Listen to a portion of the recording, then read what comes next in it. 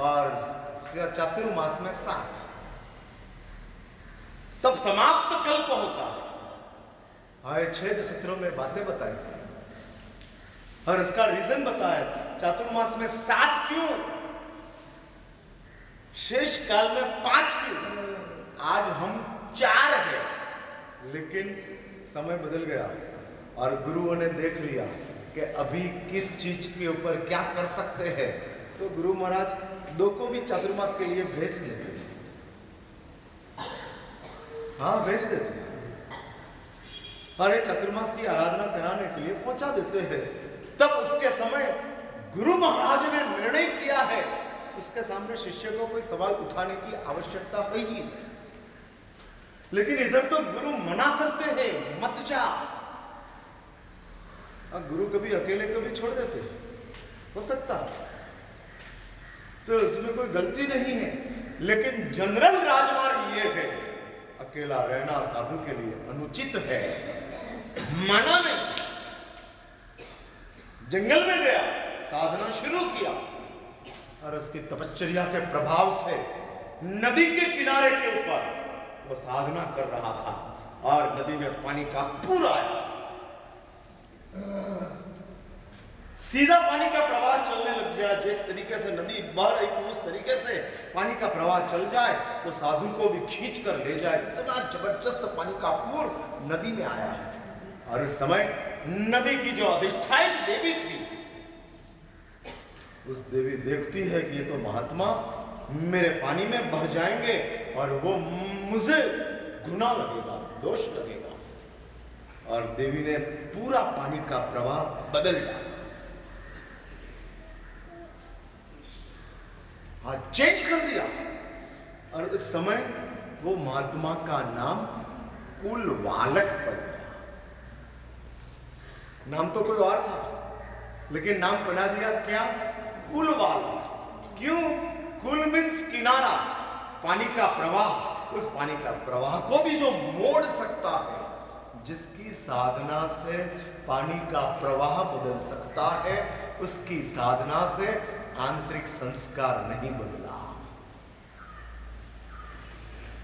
बात मुझे ये बतानी है। हाँ, अंदर के संस्कार बहुत भयंकर है और ये आंतरिक संस्कार कब किसी को कहां पकड़कर फेंक देते हैं पता नहीं लगता है। और इस परिस्थिति के बीच में शास्त्र में बताया है, सदगुरु ने बताया है, स्वीकार कर लिया। अपनी बात इतना जोर से मत पकड़ कि जिस बात पकड़ने के हिसाब से सदगुरु को भी हम ओवरटेक कर लें, नहीं। और इसलिए शास्त्र में बताया है कि जिसको आप व्याधि मानते हो वो क्या है? हाँ, मैं पूछ रहा हूं, हाँ बोलो, उपाय। हाँ, उपाय है। जिसको आप व्याधि मान रहे हो वो क्या है? हाँ, दिमाग में फिट करो। अपनी इच्छा के मुताबिक रहना वो व्याधि है, गुरु के इच्छा के मुताबिक रहना वो उपाय है।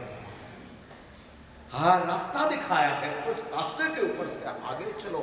इसलिए मुझे आपको ये कहना है कि इस संसार में हम जिसको गुनहगार समझते हैं वो हकीकत में गुनहगार है ही नहीं। उसने क्या तेरी गलती की है, किस लिए तो उसके पीछे पड़ गया। और इसलिए शास्त्र में कहते हैं कि जिसको आप गुनहगार गिनते हो वो उसने मेरा बिगाड़ा है, उसने मेरा बिगाड़ा है। नहीं, तेरा बिगाड़ने वाला कौन है? कर्म भी नहीं, तू ही है। तू ही तेरा बिगाड़ सकता है। हाँ, तूने ही तेरा बिगाड़ा। अब तेरा बिगड़ी हुई बाजी के ऊपर किसी को गुनहगार मानकर उसके ऊपर दोष थोप देना वो ठीक बात है, बाकी गुनाह तेरा खुद का है। हाँ, खुद का है। और ये मेरी बात जब आज तो आप सुनते हो, लेकिन जब आपको रियलाइज होगी, रियलाइज, सुनना अलग बात है, समझना अलग बात है, और मानना और अलग बात है। हाँ, अभी तो आप सिर्फ सुन रहे हो, उसमें आगे निकल गए तो शायद समझ रहे हो, लेकिन मानना,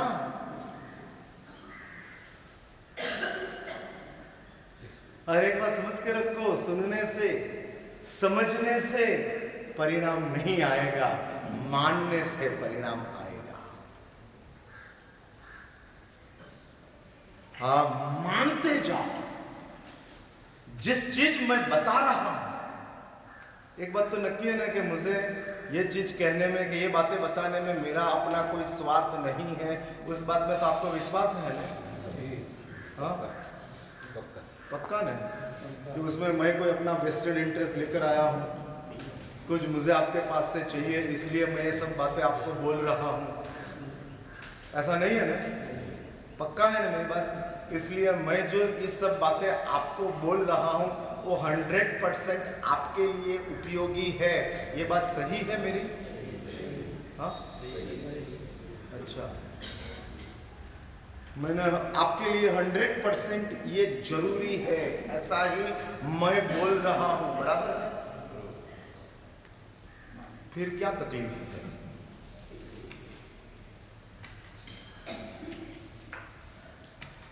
हाँ? भाई मैं पूछ रहा हूं, क्या तकलीफ क्या है? हाँ? ये भाई साहब कहते हैं कोई तकलीफ नहीं है। हाँ, कोई तकलीफ नहीं है, ये भाई साहब कहते हैं। हाँ, चलते रहता है। बारात में गए हैं, हाँ, और बारात में जाने के बाद बस का पंचर हो गया, तो बारातियों को कोई तकलीफ नहीं है। तकलीफ किसको है? हाँ, वर राजा को। बारातियों तो जलसा में भी, जब तक बस नहीं चल रहेगी तब तक हम इधर बैठे और हमारा खाना पीने की सगवड़ किसको करने की? शांतिलाल जी, हाँ, करते रहो, बाकी हम आराम करते हैं इधर, कोई चिंता नहीं है। इसलिए भाई साहब कहते हैं कोई चिंता नहीं है। आप अपने आप को क्या मानते हो? बाराती मानते हो, वर राजा मानते हो? हाँ, क्या मानते हो? मुझे वर राजा मानते हो आप? क्या क्या मानते, क्या हो? क्या आपकी कंडीशन है? कोई तकलीफ नहीं है। अरे इधर ही सबसे बड़ी तकलीफ है। हाँ, यही सबसे बड़ी तकलीफ है। और ये सबसे बड़ी तकलीफ हो जाती है कैसे मानना अपना अहंकार, अपने आग्रह, अपना आवेश। ये तीन चीज ऐसी है कि जिस तीन चीजों की वजह से हम हितोपदेश को मानने के लिए तैयार नहीं होते। फिर से मैं तीन शब्द बोलता हूं, अपना आवेश, अपना आग्रह और अपना आवेश, अपना आग्रह चलता है और अपना अहंकार। हाँ, अपना अहंकार। बहुत सूक्ष्मता से खुद को देखने का प्रयत्न करना और खुद को सवाल पूछना, महाराज साहब की इतनी सच्ची बातें हैं फिर भी मैं क्यों नहीं मानता? तो अंदर से जवाब आएगा, मेरा आवेश।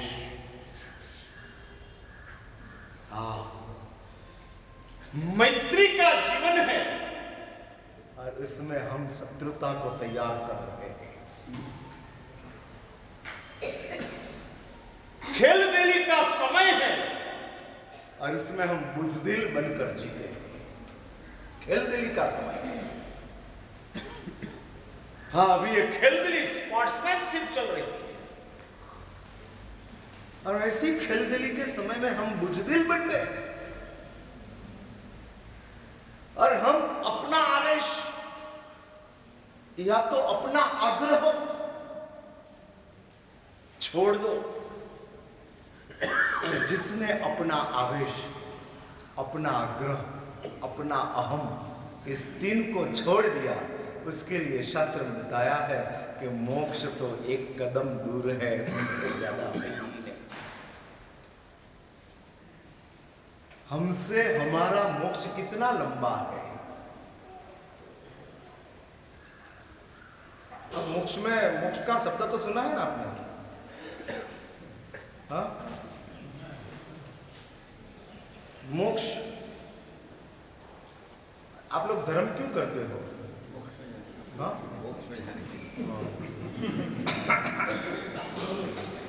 बात ऐसे नहीं कि सवाल रेडीमेड है तो जवाब भी रेडीमेड। लेकिन आपको पता नहीं है, एक बात है कि डॉक्टर का सवाल जो दर्दी मरीज को होता है ना, वो रेडीमेड होता है, लेकिन मरीज का जवाब रियल होता है, रेडीमेड नहीं।